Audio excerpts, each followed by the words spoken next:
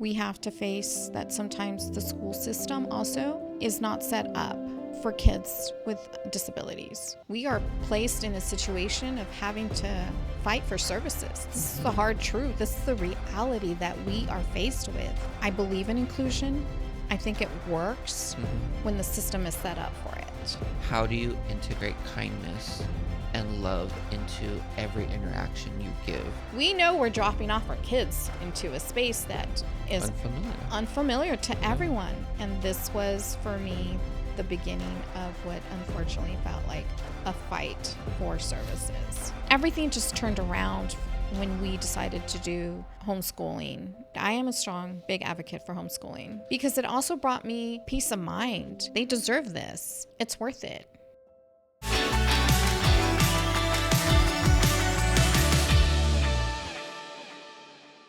Welcome back to Love Out of Chaos with the Valentines. I'm Patrick Valentine. And I'm Linda, Mama Valentine. Today we are talking about back to school. It is back to school season. It is back to school season. School? It is back to school season. And I love watching some of these photos that keep popping up on social media of kids, their first days. It definitely takes me back to those first days with both you and Zachary.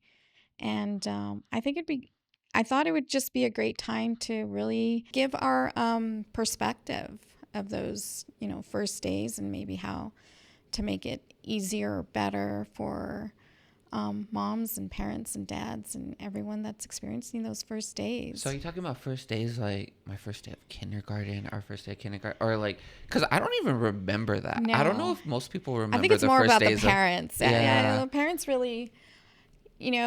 we go through, it's a privilege, to go through this, the worries and the excitement and all the feelings of those unknowns. Mm-hmm. And you want it to be positive for your kids because that's what you hope for them, to have a great first start, because it sort of sometimes sets a pace for the rest of the day, the rest of the week, hoping that they make friends and, just have a great experience. But I thought it'd be fun to first, really think about our own experiences. What are some of the memories that you remember, if any, of your first days? And I like you said, I know you don't remember kindergarten. I do, but I don't think I've ever fully remembered the first day of a grade year. Really? No, I Ever? just None of them from college. I remember my first day of college.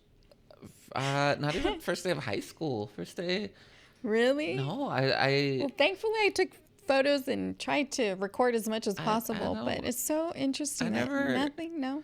I was just in the moment. I never really it was just another day for me. I was like, oh, I have to go to school. Oh my Or gosh. maybe it's also hard to fully remember because I was tired half the time, because it's hard to get back into another routine and school routine. After because having I'm just someone that spent stood up late all the time. all the I know. time. And still do. And still do. But staying up late all summer and then having to get up at whatever 7 a.m. Yeah, you've never been a morning person. It was rough. At least I was like, okay, I'm here because I have to be here. Yeah. Because it's required by law. But no, I don't. I just always remember having to get up being tired and okay, here we are. And I just remember always first days usually feeling like zombie. I don't remember ever really feeling excited or nervous or anxious or any of these emotions. You just showed up. I'm here. Yeah, What's it's next? pretty boring. 'Cause honestly, it's just that simple. And no memories of... Again, a vivid memory of ooh, let's tell this story. No, I do remember obviously going to these classes, but I don't remember having a feeling of oh my gosh, I'm so excited for first grade, or I'm so excited for high school, or I'm nervous. I think it was just always just was, to be honest. And I'm sure you speak for many others who have felt the same way.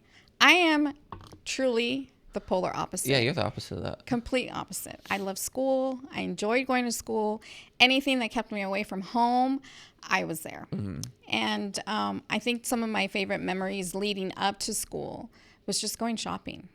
And I know that this was a just a yearly routine. It's what I looked forward to. You know, my mom had a budget. I knew exactly, you know, what I was looking for most often. I think it was very typical for me to. My mom did shopping maybe twice a year for either the school year. That was Back to school, yeah. back to school. Gotta get the back to school sales. And then like Christmas. Those were her two big. And I think I sort of adopted the same idea and plan for both of you because it was just really typical. And so I looked forward to. And I mean, if I look back and really think about the outfits that I got and everything, Yeah. it's a good 2 weeks worth at least of, or maybe even more, of just new clothes for the year. And I think one of the other exciting things is just going for school supplies. Yeah, you were. I was.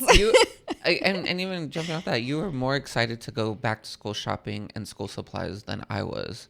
Yeah. Like, I do remember. I was excited to do that for both for you too. And for Zachary. Yeah. Yeah, for both of us. But again, I think for me, it was just, oh, Yeah. okay, let's do this.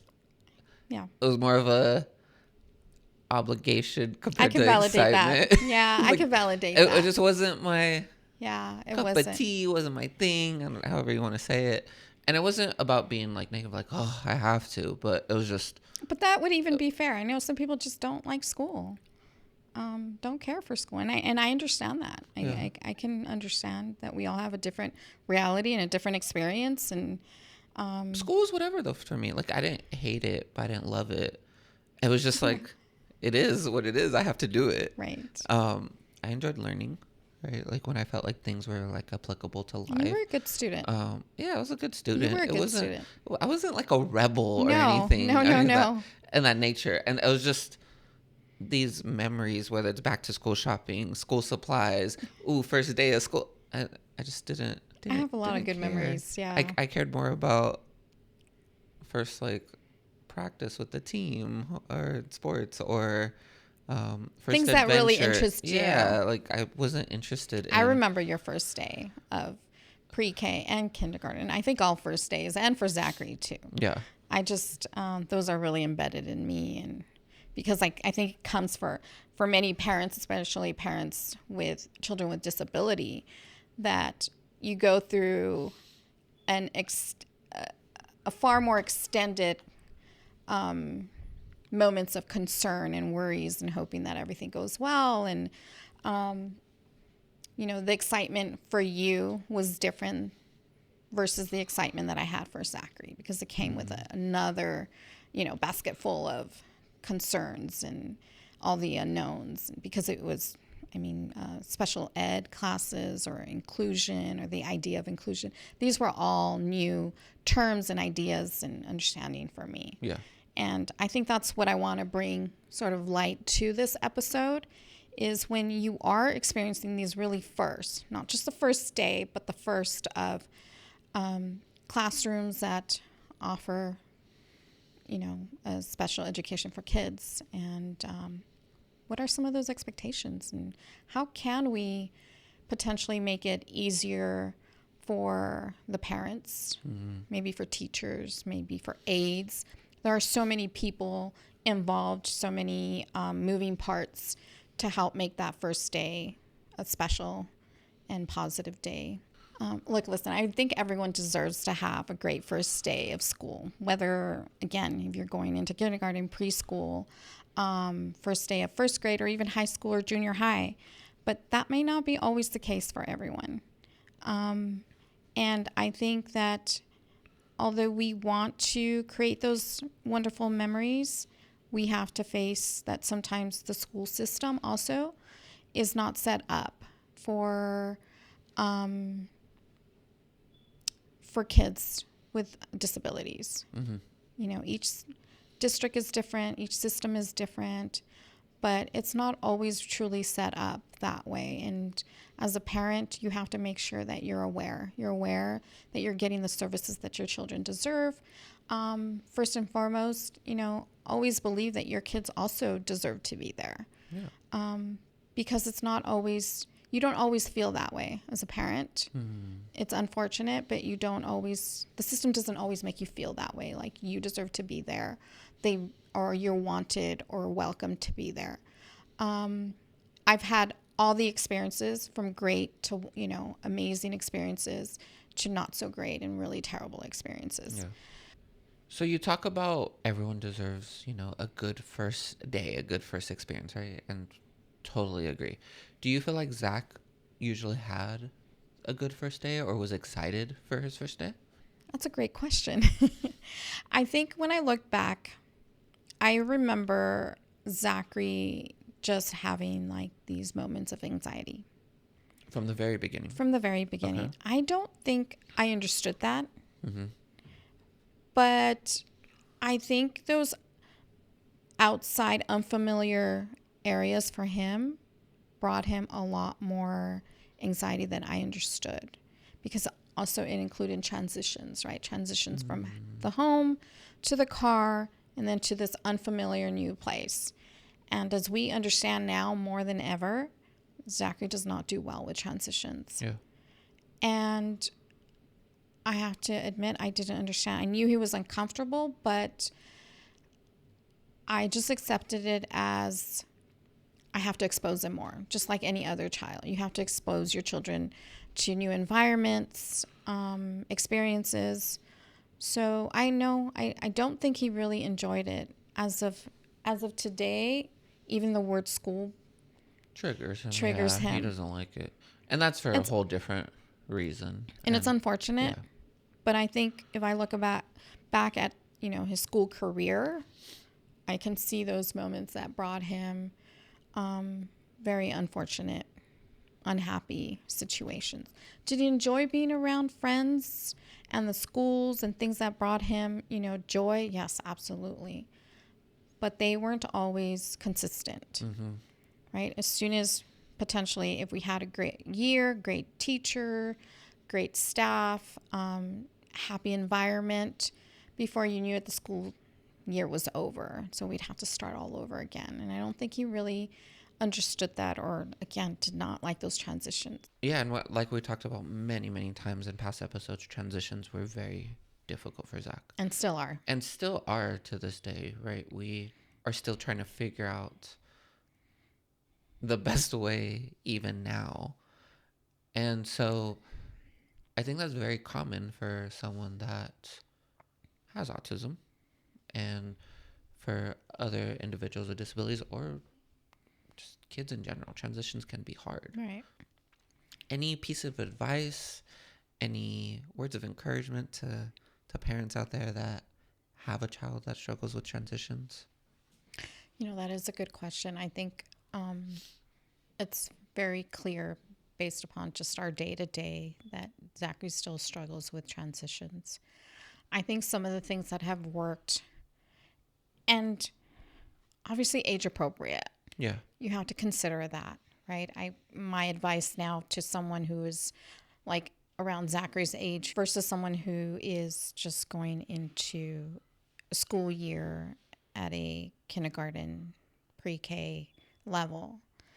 But if I look back then, I think having a support system that is so important, knowing what is helpful for your kids at home, and finding ways that you can transition those methods into the classroom. For example, I remember at one time Zachary had a wonderful aide that helped him with those transitions of having a visual board that would indicate where he was going next, or even a little clock. So for instance, if you do that at home and want to transition that into a school environment, then having the support of your aides or teachers to help you put a board together that would help him see what his schedule is for the day at school. Then So it's that collaboration piece, because A collaboration even piece. the idea of what's happening at home is very similar to what could be happening at school, and vice versa. Right. Like So there are those familiar pieces that you can incorporate into your classroom for your student. I think would be very helpful because, if you are exposing your child to different experiences all day long with unfamiliar people, an unfamiliar routine, then it could be hard on them. At some given point, you hope that they adjust, right? You hope that it becomes easier.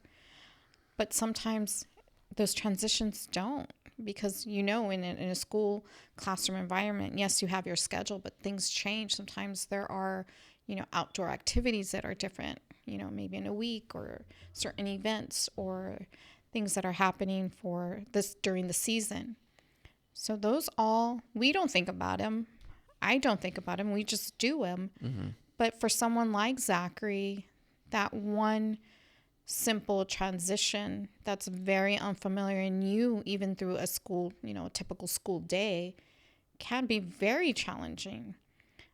Zachary had moments where he would just, I would call it just freeze, just plop down on the floor and just freeze and would not move, and Essentially make himself like dead weight and just sit on the floor.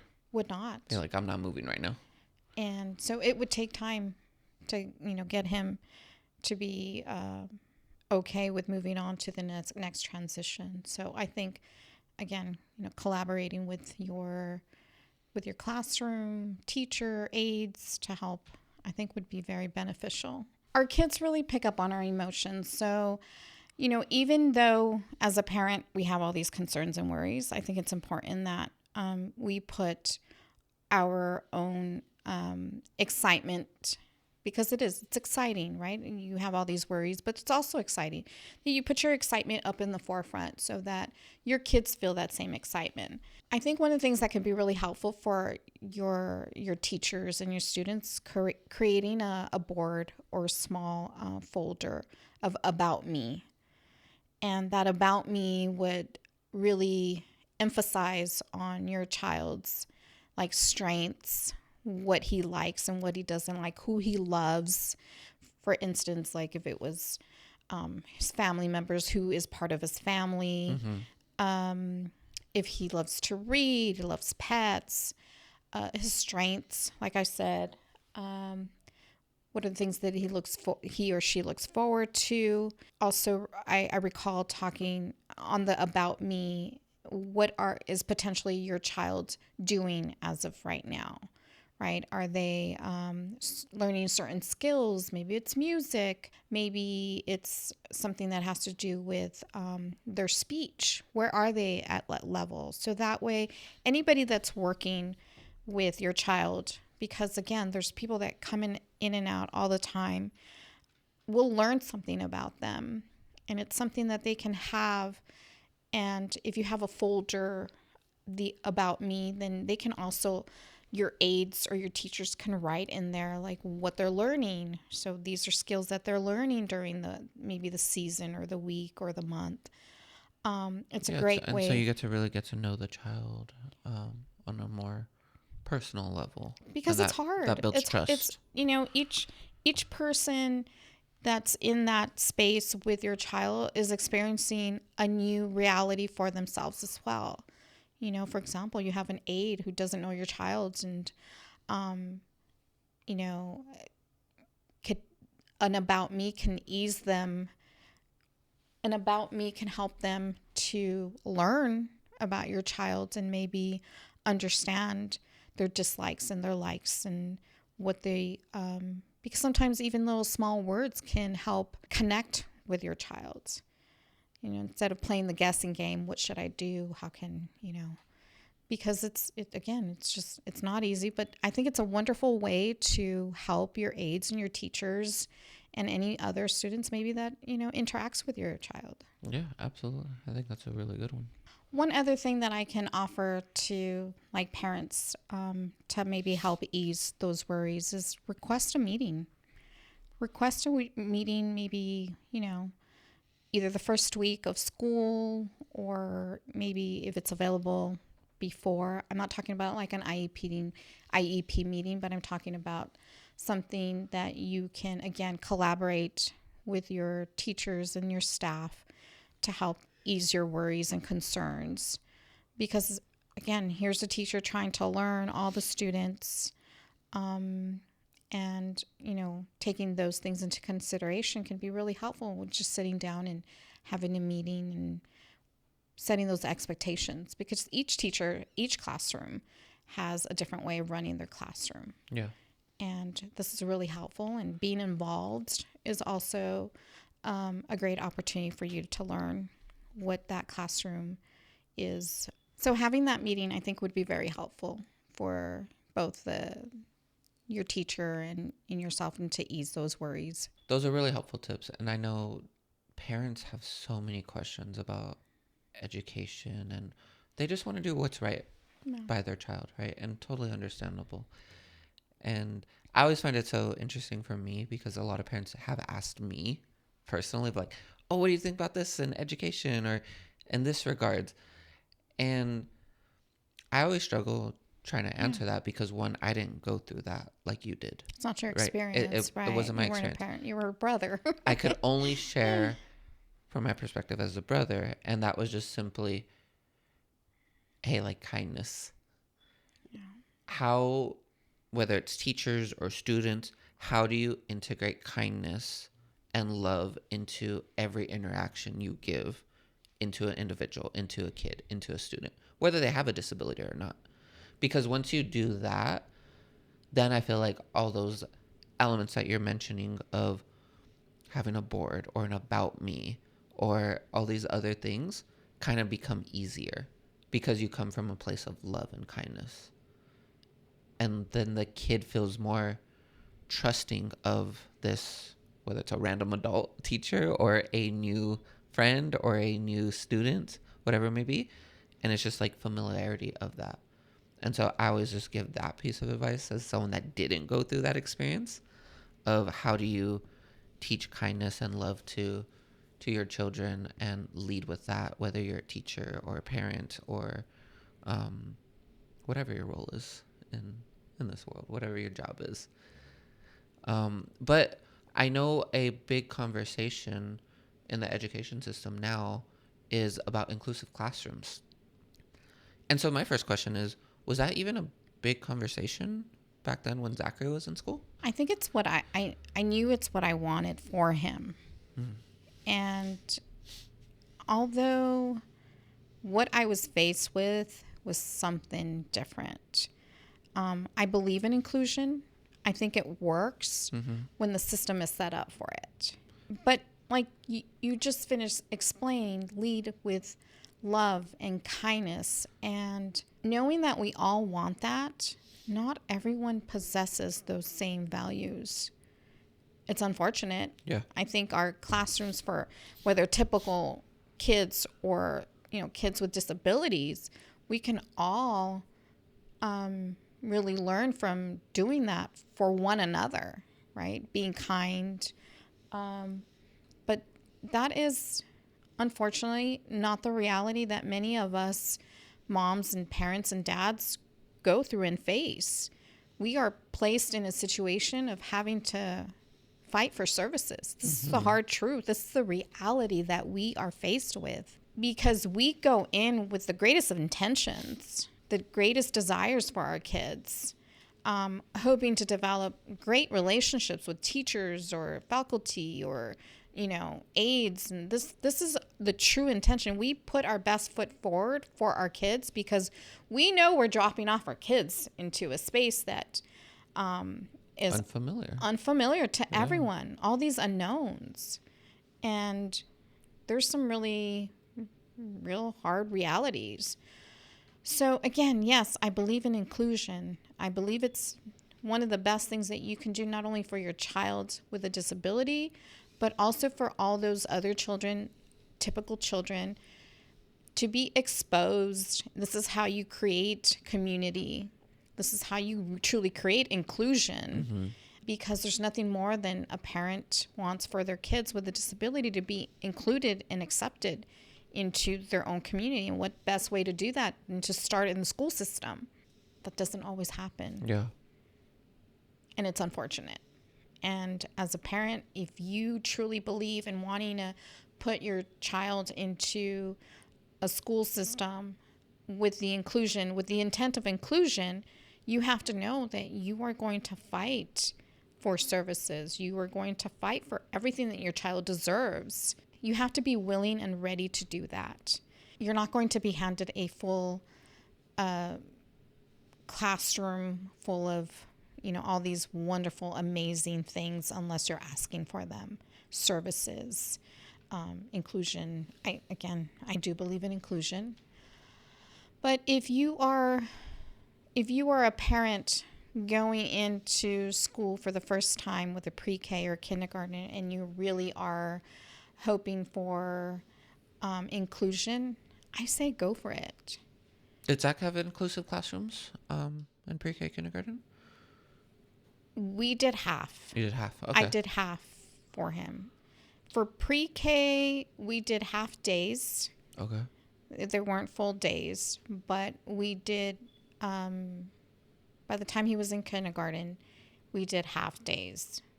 So How was that experience? What from your perspective?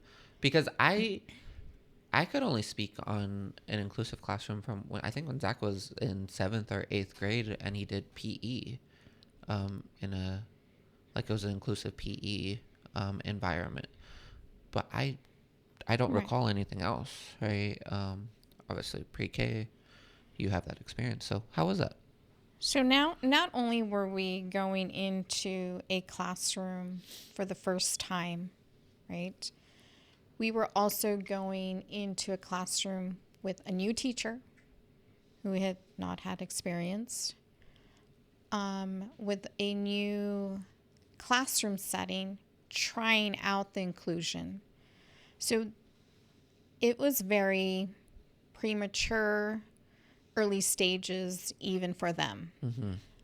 So those were challenges in themselves, right? Yeah. I'm sure it would have been different had we gone into someone that was already settled, had years of experience. Like a system that was already set up. Experience from like the teachers of like, hey, we've done this for years and years now.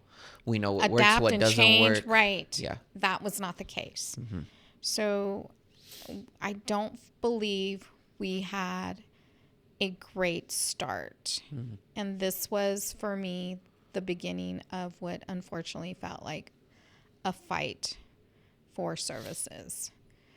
And the school system doesn't hand you a pamphlet to say, look, these are all the services that you can potentially have or request. As a matter of fact, it's quite the opposite. They really find ways to remove services even when your child needs them, deserves them, benefits them. And I say this over and over. If you're ready for the fight, I say go for it. Because there are wonderful stories that have come out of, parents that are just in it for the fight, and kids that graduate with a diploma, and prove how when the services are there, they prove that these are the great, wonderful outcomes. Yeah, and I think we've seen that in our society more and more, right? I think, correct me if I'm wrong, but when Zachary was a kid, there was never a thought of, an individual with Down syndrome can go to college and get a degree in college. Now, because of inclusive classroom, because of services, because of understanding more in the education realm, you see that more and more often. You see it more often. You see it more often. I believe that. And I even believe and say, like, as we continue to learn and adapt as a society, like, it's going to happen even more. And I do have faith in that, absolutely. And more. And that isn't just for individuals with Down syndrome. That's individuals with all disabilities and all experiences. And so it's really understanding, like, I could look at it and be like, man, I'm so sad for Zach that, like, he had to go through that. I'm so sad for you. Because that wasn't fair, right? It wasn't fair for anyone that has had to go through that. It wasn't fair. And I'm also, not that he went through that, but I'm happy in the sense of we're moving forward as a society. There is more inclusive classrooms. There is better resources. Perfect? No, absolutely not.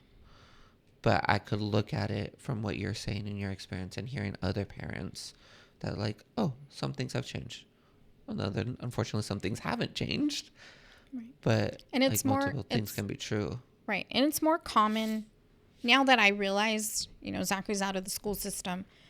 I realized how common it is, the struggles that we have faced. It's far more common than I even knew or understood. So that's why I say, if you're going to decide to take this path, know that the fight is worth it. Absolutely is the fight worth it. Yes, because you create change. For every parent that goes into the system and fights their way through, what their child deserves, because again, they deserve this. Right. And it's worth it. Now, if you find yourself in a place, because I'm going to switch gears a little bit. If you find yourself in a place that you realize that this is not doing any good for your child or for you, whether it's safety concerns, overall well-being, health concerns, you can have many different reasons why. I am a big advocate for homeschooling. I think if I would have been in a different place in my life, I definitely would have just homeschooled him from the beginning. Mm-hmm. There is no doubt that I believe Zachary would have done a lot better in certain areas, especially safety concerns, his overall,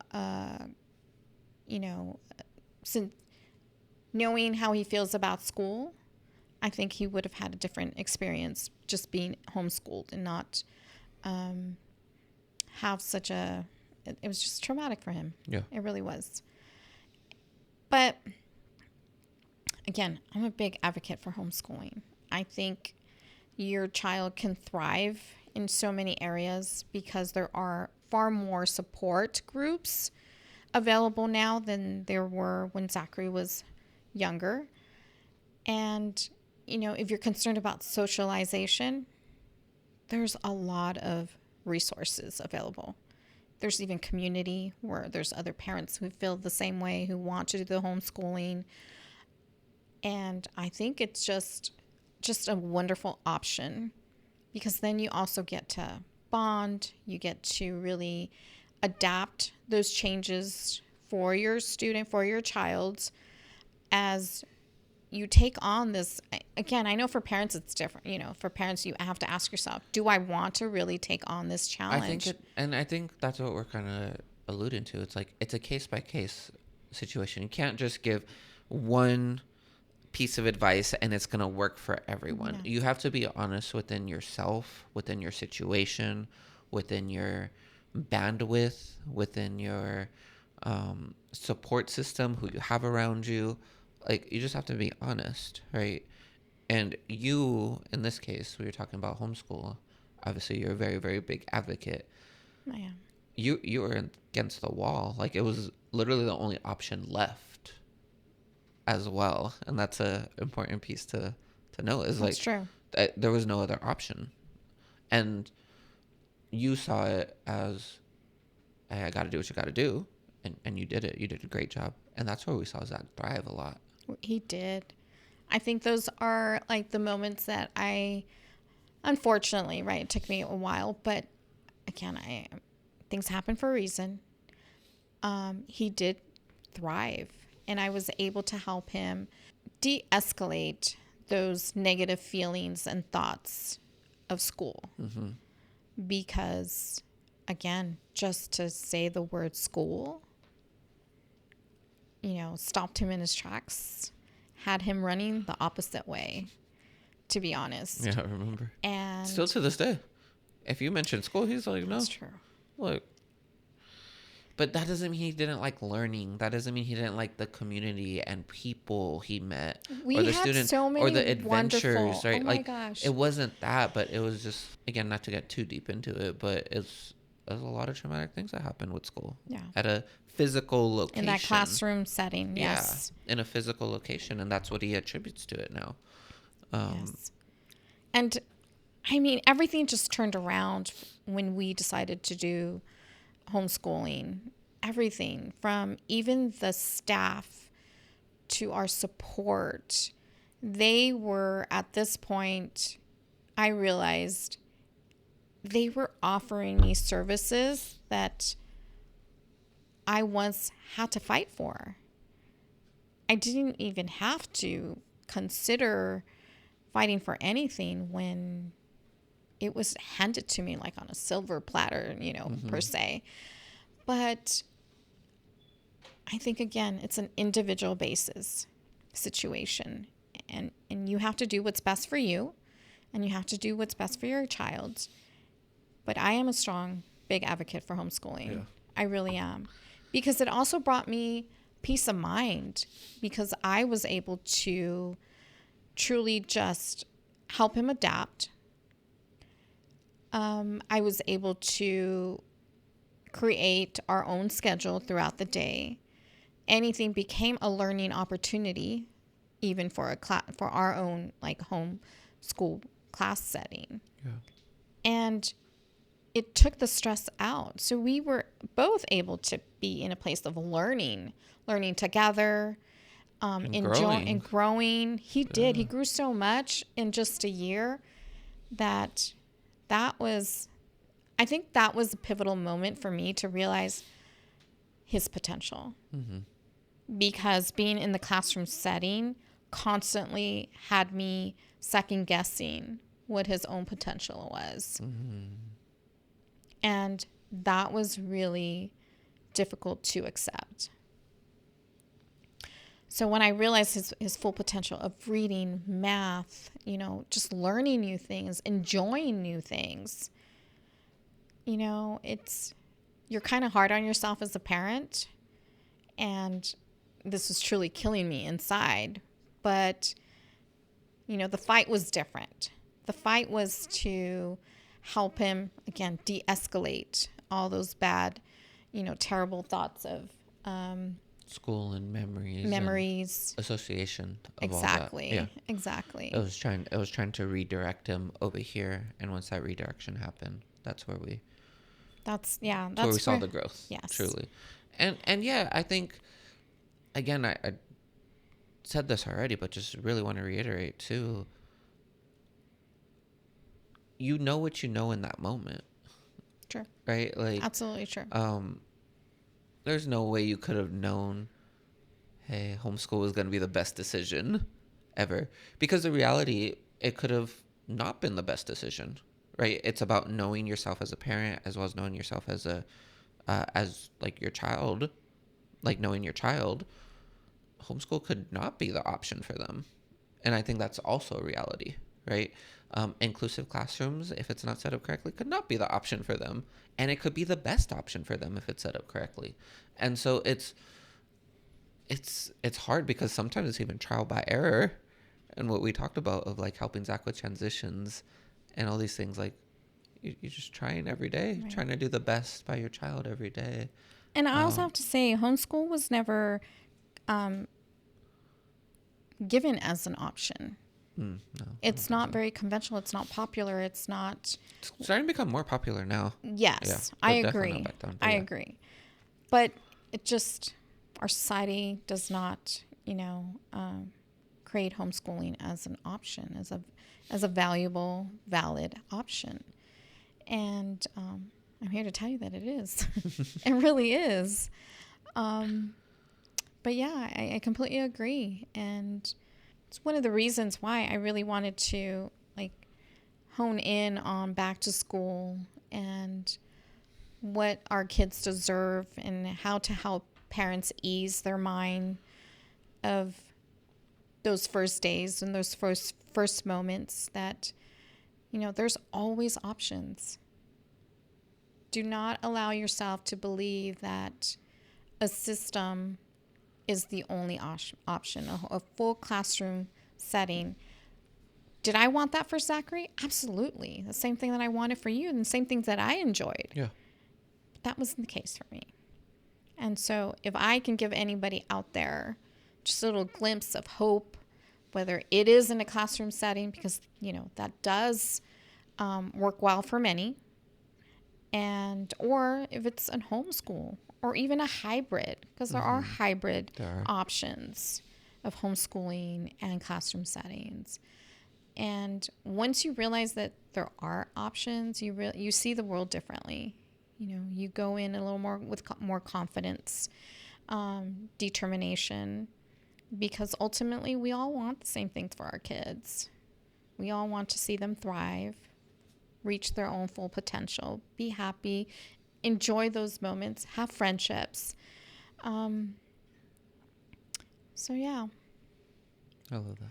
And so I guess I just want to sum up that what my wish and hope is for everyone just, going into this new year is open yourself up for new opportunities, new experiences, learning experiences, new friendships, because there's always a learning opportunity.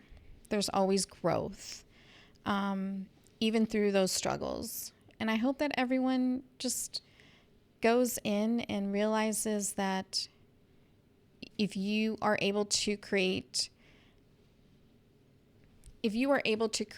a support, then you are able to really overcome many of those challenges for the school year. Whether you have a typical child or a child with disability, we all go through struggles. Mm-hmm. And so for the new year, I wish you all a wonderful experience, a wonderful, happy new year, new school year. School year, yeah. But open yourself up for those experiences. There's lots to learn, many friendships to make. Yeah, I love that. And have a good first day of school if you haven't already. And if you have, I know some people go back sooner sometimes. So hopefully the first few days and first few weeks have been good for you. And give yourself a couple weeks just to adjust. All right, Mom.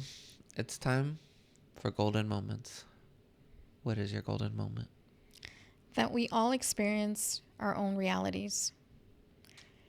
And I think about when we start onto that journey of the first day, I'm going through my own reality, my own concerns, my own, worries, excitements.